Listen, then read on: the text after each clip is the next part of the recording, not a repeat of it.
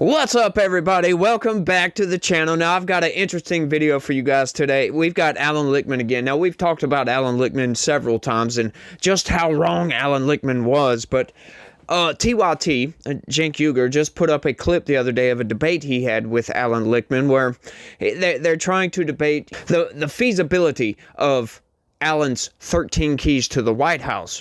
And, you know, Cenk saw some blaring inconsistencies, if you will, with his keys that he wanted to kind of work out and see exactly how. Well, we come to find out throughout this debate, it's quite astonishing, if you ask me.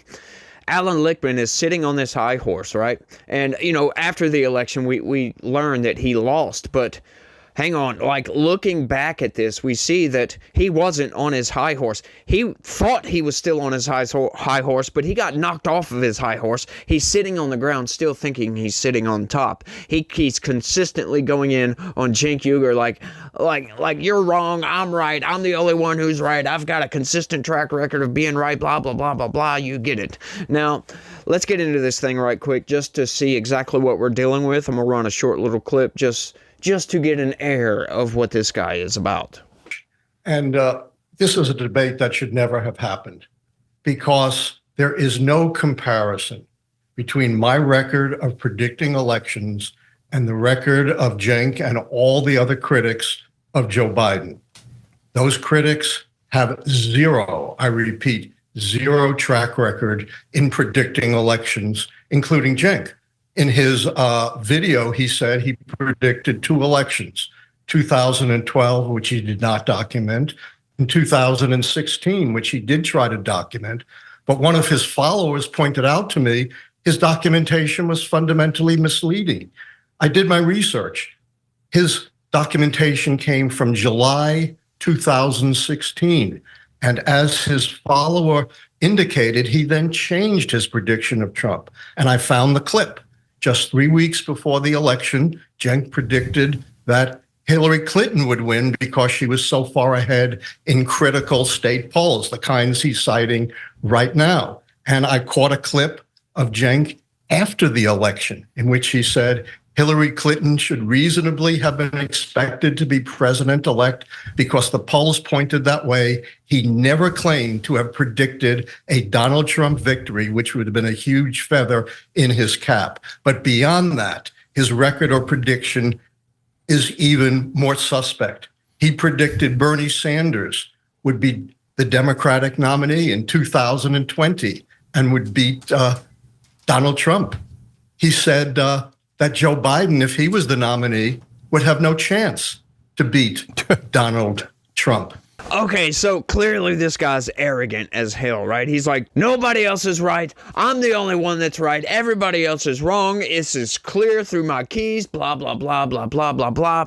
Well, the reason I'm going over this is because it was just put out on TYT the other day, and I came across it, and I'm like, wow, this is so amazing. I'm glad Cenk put this thing out there because it just goes to show, like, right, I thought after his keys proved to be a spectacular failure, right? I thought, oh, this guy's brain is broken. He shows up on Piers Morgan Uncensored, and I was just like, wow, Cenk Uygur went in on him, and this dude's brain is broken. But come to find out, his brain's been broken. This guy's living in a delusion world, right? Like, the keys themselves are not that bad. They're actually pretty good. It's a pretty good indicator. However, when you base your keys upon fake news, come to find out your keys are wrong if you put the wrong information into the keys. But all in all, when you look at everything, you know, all the constituent parts, each individual key, they all make a lot of sense. They all make a whole hell of a lot of sense, as a matter of fact. And as Tim Pool, as a matter of fact, went over all this and showed where his keys, his conclusions to his keys were just totally wrong. Like, where's this guy getting his information from? But let's keep going with this thing because it's outright amazing. My key is, if you're in the 30s, you're toast. But if I was looking at that 1968 election, I would have said, yeah, my key is that if you're in the 30s and you're an incumbent, you're definitely going to lose, except his opponent is in the 20s. So it makes a difference when you look at the context and the situation, and you don't seem to be open to looking at the context. So let me ask you some extremes to see if it jars your 13 keys loose. So what if your brother? I doubt it. Okay, I got you. And you're saying raw number, right? Raw number, whoever has more keys out of the 13 wins, right? Keys, yes. Yes, that's right. Six Okay. keys and you're out. Okay, so if let's say that Biden has 7 or 8 or 9 of the keys on his side, right? Or any candidate, forget Biden. But every day he comes out and does a press conference and punches himself in the face. And people are like, whoa, what the hell's going on? The president's lost his mind. Do the keys still say that he's going to win?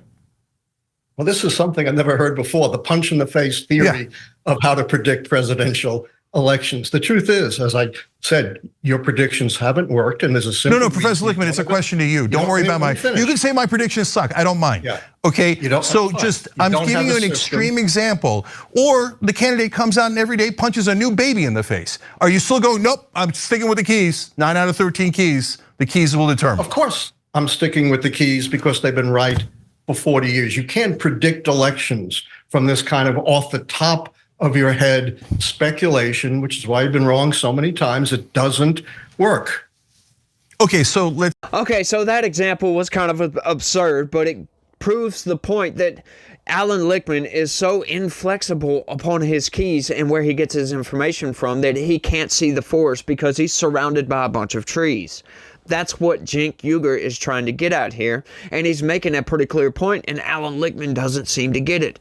This guy's a professor, for crying out loud. They put a lot of work into doing these keys, right? They were made up a long time ago, I believe in the 80s, and he's been correct in predicting elections, so obviously something here works. It's all about the information that's input into the system. When you put in the wrong information, you know, the prediction that comes out of that system is going to be wrong, obviously, but he doesn't seem to get this, and this is what Cenk Uygur is trying to get at here. I know it's odd that I'm in agreement with Cenk Uygur because, yeah, we disagree on a lot of things, but we agree on a lot more things than we disagree upon. I bet that comes to the shock of a lot of people out there, but, you know, hey, it is what it is. That's just reality. That's how reality works. But obviously, Alan Lictman doesn't realize that he's living in a delusion. He's living in a dream world, right? He was still thinking Joe Biden's going to win this election. So obviously, this was taken before Joe Biden even dropped out. It was actually that brief period in between the disastrous debate that Joe Biden had with Donald Trump and the time he dropped out. So it was just that a few days period. I think it was like a week or something like that. I forget. Let me know down in the comment section. I'm not 100% sure, but this thing, it just delves into the delusion, if you will. Let's keep going. Okay, so I mean, I can't believe you said if a candidate punches a baby every day in the face, he's still gonna win if he's got the keys. Okay, I'm not going to respond to such an absurd. Okay, let's make it a little less absurd. Everybody thinks that, not everybody, to be clear, 72% of Americans think that he's not mentally healthy enough to be, to run and to be president. And you said that was incorrect. It is correct. We can put up the poll if you like. And in that scenario, he's not that far away from Americans viewing him as Dianne Feinstein. And even today, right before you came out, breaking news, he's at the NATO summit and called Zelensky Putin. So what if he was Feinstein and they're just wheeling him around in like the late Feinstein days? And remember, they were pretending she was fine and that she could still be senator. So if Biden is in that shape, would you still say, nope, I got my keys, keys are gonna determine it? I'm not going to respond to these absurdities, but I will respond to your real data, the only data you presented, and that is that 72% thought he was not healthy or had the mental acuity, was too old to run. That does not mean that they will not vote for him. And that's the bottom line. And as we saw, the recent polls, despite all your attacks on him, and all the Democrats' attacks on him, and all the journalists' attacks on him, have not dented his prospects to win according to your criteria, which are the polls. And they certainly haven't changed my criteria with the keys to the White House. And by the way, Donald Trump has committed way worse gaffes than Joe Biden. He confused Nikki Haley and Nancy Pelosi. How could you possibly do that? He didn't know the name of his own doctor, who's been his physician for so many years. He has gone off on the most. Professor Lictman, last sentence. So let me finish my sentence. Yeah. And he's gone off on the most incoherent of rants, including, sharks and electric boats. So you got to, you say your system is based on looking at campaigns and candidates, but you only focus on Biden. You don't focus on Trump, who beyond that has said he's going to be a dictator on day one. And every dictator in the history of the world who's been a dictator on day one has been a dictator forever. So look at Trump. Don't just focus on Biden. Okay, so that's what I mean by living in a delusion world. Okay, this was a narrative put out by Democrats. Oh, Donald Trump is cognitively declined as well, just as bad as Joe Biden. When you can look at the two men put together, and we can clearly see that Joe Biden is cognitively declined. He's in a bad shape. He's suffering over here, while Donald Trump isn't so much. Sure, does Donald Trump have gaffes? Just like everybody else, right? But they cherry pick these things. This is what I mean by he's basing his worldview, he's basing the input to his machine upon MSNBC fake news, right? This was a narrative pushed out by a lot of Democrats, right? But not all of them, because people could clearly see they had to have some sort of attack angle on Donald Trump, and this was just one that they latched onto, right? You get hours and hours and hours and hours of a person speaking. You're going to get gaffes here and there, especially somebody that speaks as much as Donald Trump does, and this doesn't factor into his keys, quote unquote. This is a problem. Talking about Dianne Feinstein, right? Joe Biden was going down that path. That clearly is going to affect the perception a voter has upon their vote, right? If 72% of America thinks Joe Biden can't do the job, all of those keys are just blown out of the freaking water, just right off top. And this is the point Cenk Uygur's trying to get at. But let's keep going and see what other insanity this guy has to put out. But Professor Lictman, we focus on Trump till the cows come home. I did 99 segments on loser Donald. I think Donald Trump, his IQ is in the single digits. I think he's a borderline lunatic. But the Republican voters have super clearly said, we love that lunatic, and you cannot move his base. And currently that lunatic is beating your candidate. Oops. Okay, so last couple of things here, Professor Lictman. Look, I'm not trying. Biden's not my candidate. Well, it certainly sounds like it. And I predicted Trump. You didn't in 2016. Okay, brother. I predicted Okay. Reagan in 1984. Okay, you're the best. You're the best. Okay, so listen, brother. Thank you. But I'm trying to see if you have an open mind and if you're being honest with yourself, let alone the audience, because I think you're leading him in a very wrong direction right now. So when you say, hey, the last couple of polls came out and they're not so bad, you understand that it's the aggregate of the polls, because I could show you a poll where Biden is losing by 12 in Nevada. So cherry picking polls is wrong. You know that, right? You're wrong there, of course. Polls are snapshots and they change overnight. So you can't rely on polls taken a week or 2 So the weeks very ago. last poll is the only one that should count, you think? The most relevant polls, if polls are relevant at all, because they change so rapidly, are the most recent polls, and they're not close. Trump underwater 25 points. You Biden think it's underwater not close, 8 points. Alan Lichtman? You sound like you're on a Biden different winning planet. in You think it's not Wisconsin close and that Michigan Biden's going to blow and out tied Trump? nationally. You know he might resign tomorrow. Are you aware of anything that's going on? The NATO presser is going to be a disaster. He already called Zelensky Putin. He's already got 8 defections at the beginning of the show, and one came in during the middle saying he should resign the presidency. And you think that the aggregate of polls don't count? That's amazing. And then you mentioned the polls of the other candidates doing worse. You understand that the other candidates don't have as much name recognition now, but on election day would have massive and overwhelming name recognition, and that the polls are skewed by the fact that that they don't have much name recognition now. You acknowledge that, right? No, a lot of these candidates have enormous name recognition. Al Gore was one of them. Hillary Clinton, Wes Moore, Andy Bashir. People don't know these. But you see, that's what I'm saying, Professor Lictman. It doesn't seem like you're being objective. You know that Wes Moore doesn't have enough name recognition. That's why he does poorly in the poll. Don't you know that? He's not in that poll. Of course not. I agree with that. But certainly Hillary Clinton, Al Gore. Nobody wants Hillary Clinton to run. Nobody's arguing for Hillary Clinton. On the other side, they have not been subjected to all of these attacks that have been relentlessly launched for a month against Joe Biden. Despite all those attacks, He's now inched ahead in the key swing states. He's even with Trump in the national polls, and he's way ahead of Trump when it comes to approval.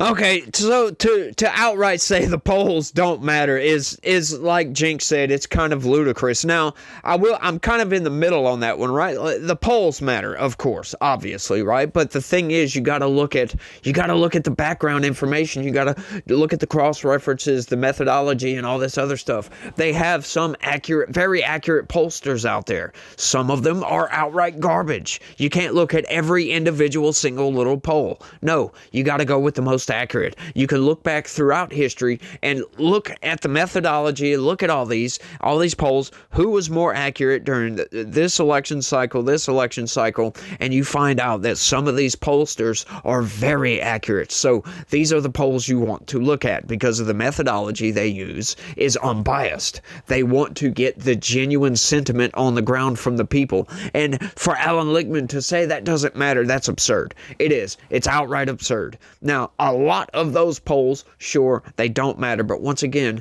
you got to look at the ones that do matter. Some of those polls absolutely called it, right? Rasmussen was one of the most accurate polls. Rich Barris also had some I think he was the most accurate pollster in America for the past 3 election cycles. So those do matter. For him to just brush that off is just absurdity. Oh, my keys are the most accurate prediction source. No, get off of yourself, right? Other factors matter, my guy. But let's keep going. I don't want to harp on all these things for too long. There was a 12-point swing. Barack Obama and Joe Biden are not the same. You don't have eyes. Let me finish. Don't talk over me.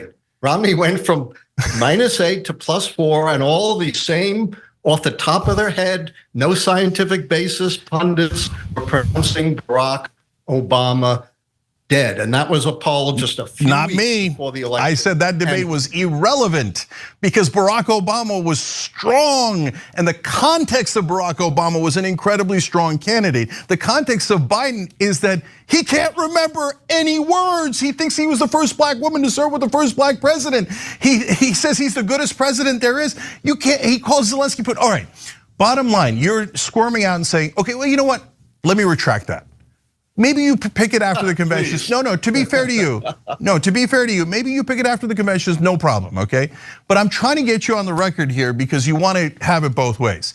So if I'm right, Joe Biden's gonna drop out before the convention because it's that disastrous. And if you're right, there's no way he would, hold on, let me finish this sentence. So if you're right, there's no way he would drop out because he's about to win. So if he drops out before the convention, will you say, Cenk was right, I was wrong? No. First of all, you predicted he'd drop out a week ago. And my analysis has nothing to do with whether he will drop out or not. That's up to him, and he could be pressured by Democrats who have no notion of who's electable. You know, for years, Democrats have said, we've nominated wonderful, electable, experienced, proven candidates like Walter Mondale in '84, former vice president. Mike Dukakis, the great governor of Massachusetts in '88, the great John Kerry, senator in '84, the former first lady, US Senator, Secretary of State Hillary Clinton in 2016. Yep. And what do they all have in common? They've all lost. So yes, the Democrats foolishly could push Biden out, but I told you, I have a plan B, and that would be to preserve the 2 keys for the good of the country. If he's pushed out, he could resign. Yeah. Kamala would become president, tick off the incumbency key, and tick off the contest key. So I'm not, shilling for Biden, and I'm not biased. I have predicted as many Republican as Democratic victories, including Donald Trump in 2016, which did not make me very popular in 90% plus Democratic Washington, D.C., where I teach at American University. Yeah, so you forgot Kamala Harris's word salad key. But I hear you, brother. You're clear, I'm clear. He's gonna drop out before the convention because as his advisors said, he has a near 0% chance of winning. Exactly what I've been saying all along. So we'll see who's right about that. All right, Professor Alan Lictman, thank you for being a good sport. 0% chance of beating Trump in 220. I did not say that. That you totally made that up. I said that I was worried about him in the primaries, and I was right to be worried. He nearly lost the whole thing. Any other Democrat would have been better. And in the general election, I was wrong because I thought Biden would blow out Donald Trump.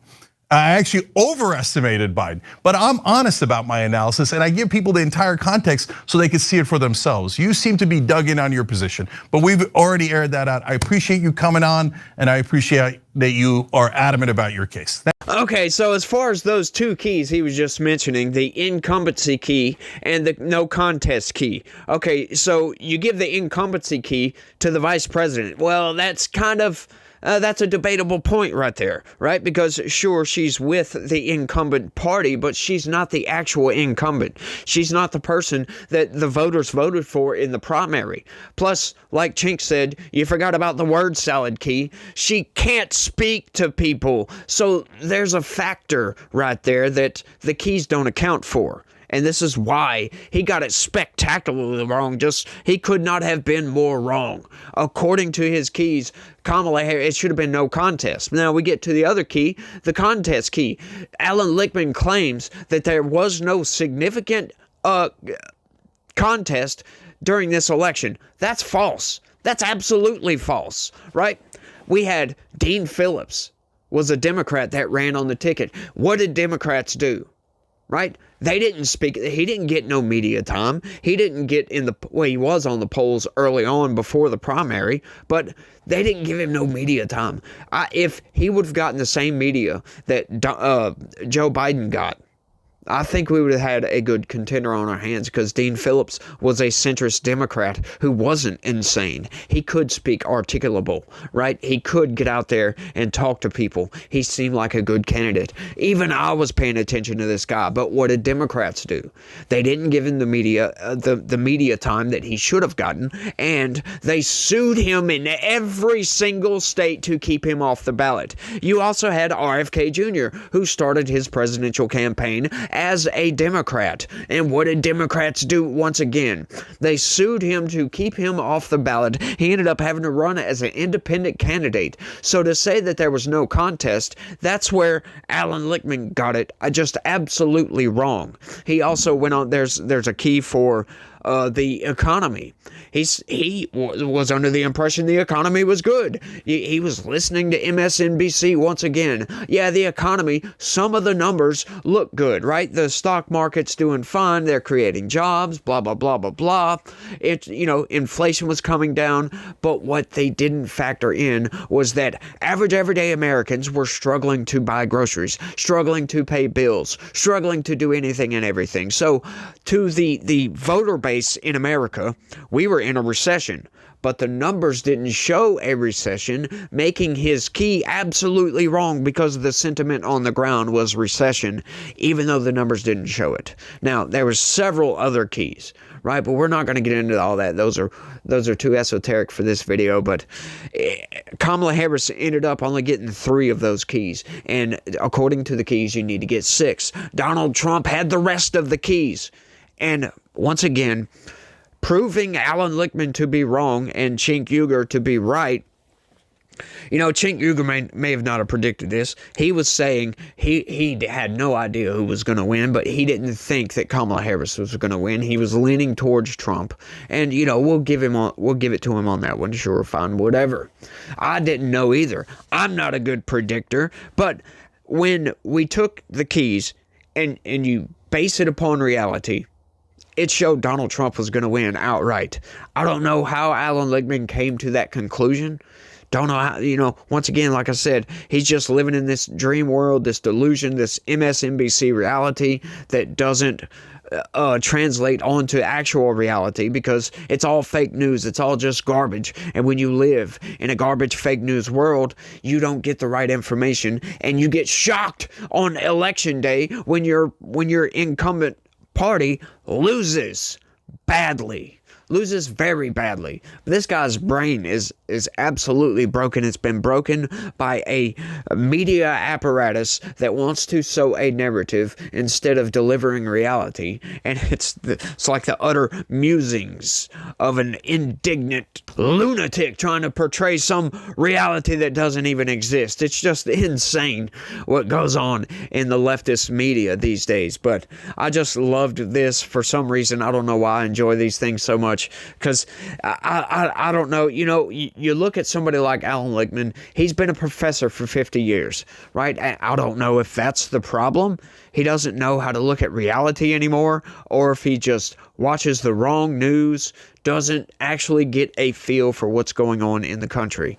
I think that's the problem. He's just isolated himself from the average everyday folk.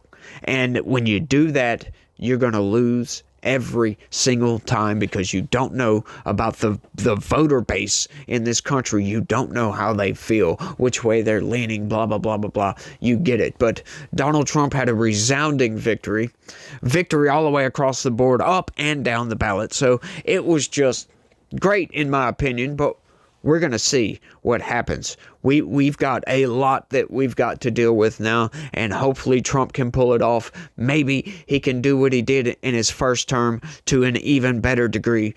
Hopefully he does that. Hopefully he doesn't sink the ship. You know, we're hoping on that. But, you know, if you want to look at his past track record, he's got a pretty good track record so far.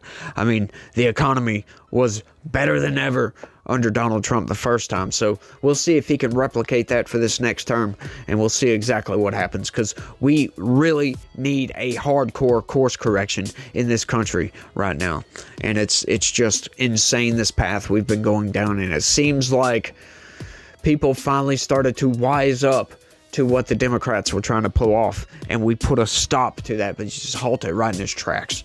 And hopefully that's good enough. We can, you know, redirect and start going in a different direction and get this country back on track and make America great again. But that's all I got for this one, y'all. I want y'all to let me know what y'all think about the keys in Alan Lictman. Is his brain freaking broken, or do you think he was just misinformed? There you go. You know, he blames it on Elon Musk and disinformation.